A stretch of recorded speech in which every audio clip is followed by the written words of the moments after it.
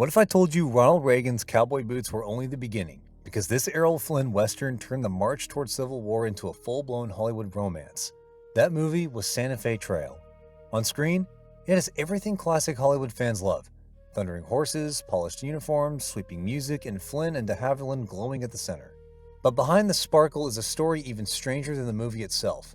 A film built on star power, historical shortcuts, studio chaos, and one of Warner Brothers' most unusual versions of American history. And here is the thing that no one fully explains. There is one question underneath all of it, something that historians still debate and the studio never planned for. And that is the real reason this movie still crackles with energy decades later. We will get to it before this countdown is done.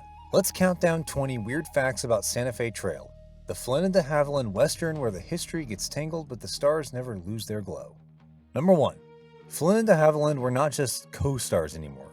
They were a brand. By 1940, Errol Flynn and Olivia de Havilland had become one of Hollywood's most reliable screen pairings. Audiences had already seen them in Captain Blood, The Charge of the Light Brigade, The Adventures of Robin Hood, For's a Crowd, Dodge City, and The Private Lives of Elizabeth and Essex. So when Santa Fe Trail arrived, this was not just another casting choice, this was Warner Brothers putting proven magic back on screen. Turner Classic Movies notes that Flynn and de Havilland had already made 6 of their 9 films together in just 5 years before Santa Fe Trail.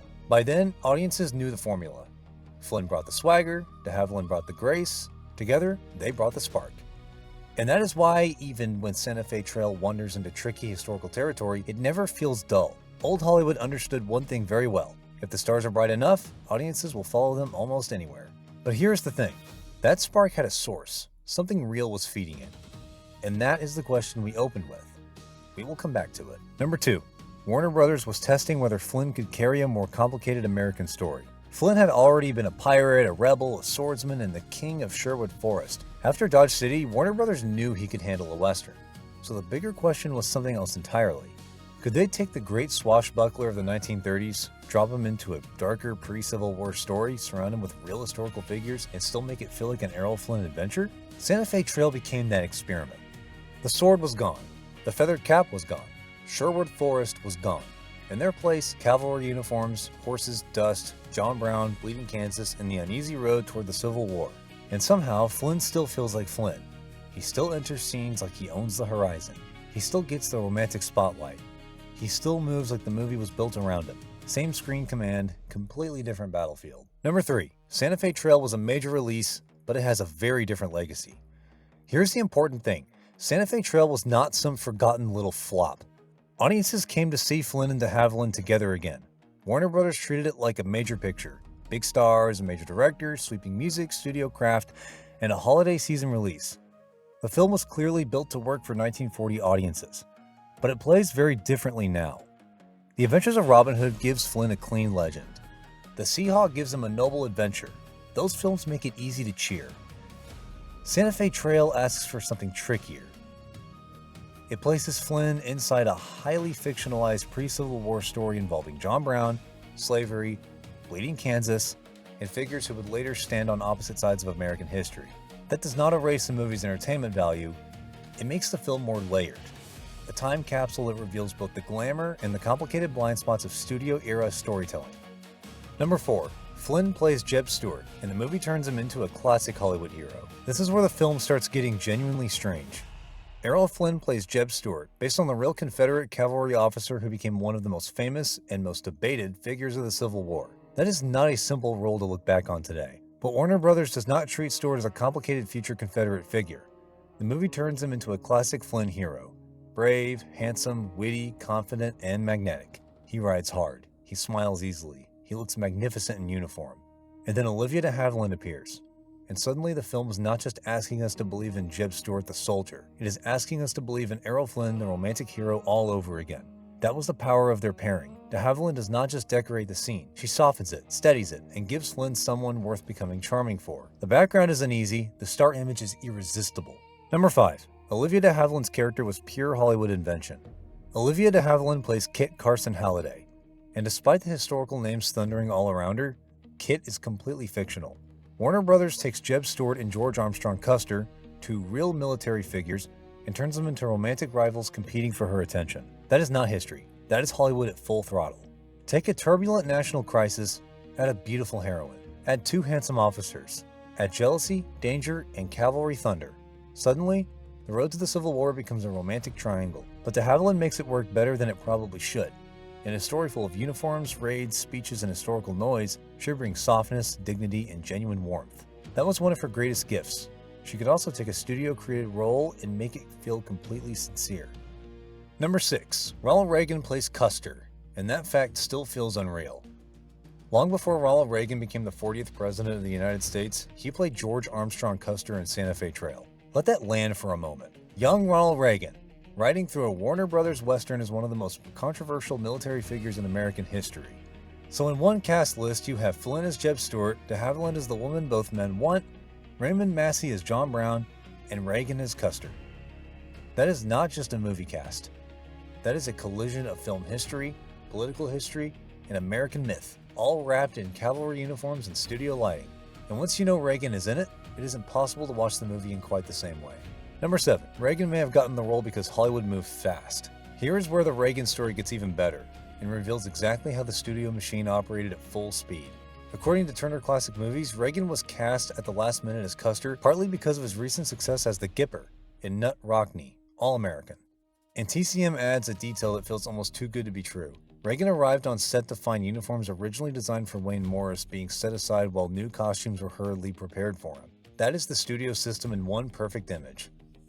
One actor gains momentum, the studio reacts, a role shifts, costumes are remade, the cameras roll, and the whole production keeps galloping forward. No delays, no overthinking, just a giant machine moving at full speed and accidentally placing a future president in Custer's boots. Number 8. Raymond Massey turns John Brown into the film's firestorm. If Flynn brings the charm, Raymond Massey brings the thunder. His John Brown does not drift quietly through the story, he burns through it. Massey plays Brown with intensity, conviction, and almost frightening force. Every time he appears, the movie changes temperature. The air gets heavier. The stakes feel real. The whole film leans forward. And this is where the history gets more complicated, and where the film shows both its ambition and its blind spots. John Brown was a real abolitionist whose actions in the years before the Civil War are still debated today. The film acknowledges that he opposed slavery, but it primarily presents him as a dangerous fanatic whose violence threatens to tear the country apart. That choice hits very differently in 2025 than it did in 1940. It raises a question the film never fully answers, a question about what Hollywood was actually afraid of. We will get there in the next fact. Massey's performance, though, is impossible to dismiss. He gives Brown a fierce, unforgettable presence, the kind that makes the whole movie feel bigger the moment he walks on screen. Number 9. The John Brown story reveals the movie's biggest tension. The Museum of Modern Art calls Santa Fe Trail a confounding historical pageant. The film imagines Jeb Stuart and George Custer as West Point friends navigating bleeding Kansas, while John Brown wages a guerrilla war against slavery. This is dramatic, but it is also very Hollywood. The movie wants the weight of American history and the clean momentum of a Warner Brothers adventure. Those two goals do not always sit comfortably together. And here's the answer to the question Massey's performance raises. The film does not center slavery the way a modern production would. Instead, it focuses on violence, extremism, and the fear of a nation fracturing at the seams. In 1940, that would have felt urgent in ways a modern viewer might not immediately sense. America had not yet entered World War II, but the world was already burning. A story about a country being torn apart by ideology and division spoke to 1940 audiences in a very direct way. Santa Fe Trail is not only looking back at the 1850s, it is also revealing what Hollywood feared and what it believed audiences needed to hear in 1940. Fact number 10. Hollywood turned Stuart and Custer into buddies, rivals, and romantic competitors. Real history was already dramatic enough. Warner Brothers looked at Jeb Stuart, George Custer, John Brown, Robert E. Lee, Jefferson Davis, and Phil Sheridan, and decided to reshape them into something smoother, glossier, and far more cinematically propulsive. So Stuart and Custer became friends, then comrades, then romantic rivals. That is one of the film's boldest inventions, and one of its most revealing ones. Warner Brothers was not building a classroom lesson. It was building a movie people would line up to see on a cold December night. The studio needed rivalry, romance, action, danger, and a clear emotional path through a very tangled chapter of American history. So the road to the Civil War became a studio adventure, with Flynn and de Havilland at the center, and history arranged around them like a stage set. Number 11. Why make a Civil War-era Flynn adventure in 1940? Because big historical westerns were working, and because 1940 made this particular story feel urgent. Films like Jesse James, Dodge City, and Virginia City had already proven that Westerns could be major studio events. But there was something else happening. America had not yet entered World War II, but the world was already at war. A story about a country being pulled apart by violence, ideology, and dangerous extremism could speak to 1940 audiences in a way no straightforward frontier adventure could. Santa Fe Trail tries to use the past to ask questions about the present. Can a country hold itself together when it is tearing at the seams? What happens when idealism curdles into violence? But it asks those questions through the shape of an Errol Flynn adventure. That is why the movie feels so unusual and so fascinating. In Robin Hood, the audience knows exactly where to stand. In Santa Fe Trail, the ground is more complicated. And then, just when the history gets heavy, Warner Brothers remembers it as Errol Flynn on a horse. The uniforms gleam, the music swells, the close-ups glow. Number 12. Michael Curtiz had already made Flynn a legend, even if they clashed behind the scenes. The director of Santa Fe Trail was Michael Curtiz. For Errol Flynn fans, that name matters enormously. Curtiz had already directed Flynn in Captain Blood and The Adventures of Robin Hood, two of the films that built Flynn's entire screen image. Curtiz was fast, forceful, and visually dynamic. He was the heartbeat of the Warner Brothers style. But off-screen, Flynn and Curtiz were famously tense, two enormous personalities pushing against each other every single day. And yet together, they created some of the most enduring adventure films in Hollywood history. Curtiz knew how to frame Flynn like a legend. Flynn gave Curtiz the reckless, romantic energy his pictures demanded. And when Santa Fe Trail takes unusual turns, the film has pace, movement, and authority. That is Curtiz, keeping a picture alive and photographing Errol Flynn as if adventure itself had just stepped into the frame. Number 13. Warner Brothers did not treat this like a throwaway Western. This was not a cheap picture tossed onto the studio schedule. Warner Brothers gave Santa Fe Trail serious muscle. The American Film Institute credits Michael Curtiz as director, Robert Buckner as screenwriter, Sol Polito as cinematographer, George Amy as editor, and John Hughes as production designer. Turner Classic Movies also lists Max Steiner for the original score. That is a major lineup. Every department pointed in the same direction. Whether you think of the film's historical choices, the craftsmanship is unmistakable. Warner Brothers knew how to make a movie look important, and this one had every department working at full capacity, with no corners cut. Number 14. Max Steiner made the movie sound bigger than the story itself. Max Steiner was one of the true giants of Hollywood film music, and in Santa Fe Trail, his job was enormous. He had to make romance, cavalry action, frontier danger, and national crisis all feel like they belonged in the same film, and feel inevitable. That is one of the great secrets of classic studio spectacle. The music does not just sit under the scenes, it lifts them. When the horses ride, the score gives them sweep. When the drama grows serious, the music tells the audience this moment carries real weight. When Flynn and de Havilland share a scene, the score softens the edges of a very complicated story. Steiner gives Santa Fe Trail that old Hollywood lift, the feeling that even a tangled film is carrying you somewhere worth going. Number 15. The supporting cast feels like Warner Brothers opening its whole toolbox. One of the pure pleasures of Santa Fe Trail is how crowded it is with familiar faces. Alan Hale Sr. appears as Tex Bell, bringing the warmth and comic energy he has so often delivered in Flynn pictures. Van Heflin plays Carl Rader, one of Brown's followers, a role that crackles with quiet danger. William Lundigan, Gene Reynolds, Henry O'Neill, Gwen Big Boy Williams, Maroney Olson, and Ward Bond fill out the world around the stars. This is classic studio stock company filmmaking at its finest. Even the side roles feel lived in. For Flynn fans, Alan Hale's presence means something specific. He was not just a supporting player, he was part of Flynn's screen world. When Hale appears, the movie relaxes slightly, as if an old friend has just ridden into the story. The stars sell the ticket. The supporting players make the world feel real. Number 16. Warner Brothers built a huge-looking movie at full studio speed. The American Film Institute lists the film's release date as December 28, 1940, with a runtime of 110 minutes. What stands out is the sheer confidence of the studio machine. This was a large historical western with period costumes, cavalry sequences, romance, action, and a major ensemble cast. By modern standards, delivering that kind of production at studio speed feels almost impossible. But old Hollywood was built for exactly this. Entire departments stood ready. Costumes, sets, props, music, photography, editing, publicity, and contract players, all of them organized, relentless, and moving at full gallop. The machine was fast, but it was not careless. And sometimes, that factory turned raw material into something that felt like a dream. Number 17. For all its historical liberties, the movie knows how to look like an epic. Whatever else we say about Santa Fe Trail, it has a genuine scale. Uniforms, horses, movement, and that big studio sense of occasion. The title promises dust, danger, forts, and frontier sweep, and the film works hard to deliver that feeling. When Santa Fe Trail leans into that atmosphere, it is easy to understand why audiences responded. The horses thunder, the music swells, the uniforms gleam. Flynn and de Havilland are placed inside a world designed to make them glow. That is where the film is strongest. Not as a history lesson, but as a piece of golden age showmanship that still knows how to put on a show. Number 18. Warner Brothers knew the real selling point. Flynn and de Havilland together again. Santa Fe Trail was released on December 28, 1940, according to the American Film Institute. But Warner Brothers knew a film like this needed more than a release date. It needed an event. The studio even held the film's world premiere at Santa Fe itself before the general release. Classic studio showmanship, turning the movie into a destination before audiences could reach their local theater. The title, the posters, the music, the action, all of it mattered. But at the center was the same screen pairing that had already made Captain Blood, The Adventures of Robin Hood, and Dodge City feel larger than life. The studio knew exactly what it was selling: adventure, romance, spectacle, and two stars audiences wanted to see side by side. Number 19. For a movie called Santa Fe Trail, it is barely about the Santa Fe Trail. Here's one of the strangest reveals, one that reframes everything. Turner Classic Movies notes that while the history begins with heroes heading out along the Santa Fe Trail, the film quickly detours into the conflict between the Army and John Brown.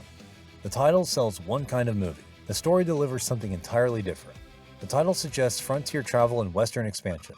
The film becomes a political, historical melodrama wrapped in cavalry adventure, and it did not even begin with its final title. Its working title was reportedly Diary of the Santa Fe, which sounds far more like a historical record than the galloping adventure Warner Brothers eventually released.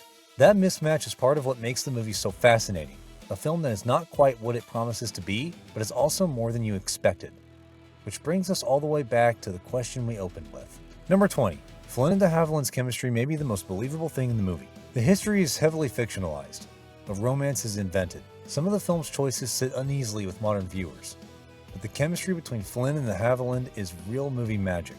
Their scenes carry the ease of two performers who have logged years of shared screen history. The timing is instinctive, the warmth is genuine, the spark is unmistakable, and it goes far deeper than good acting. Here's the answer to the question we have been circling since the intro. Turner Classic Movies notes that Flynn and de Havilland felt a genuine mutual attraction, but de Havilland maintained firm personal boundaries, and Flynn was married to Lily Demita at the time. That tension, the real unresolved pull between two people who can never fully act on what they felt, lives in every scene they share. You are not imagining that electricity. It was there, it was real, and it was never resolved. De Havilland later maintained she kept those boundaries.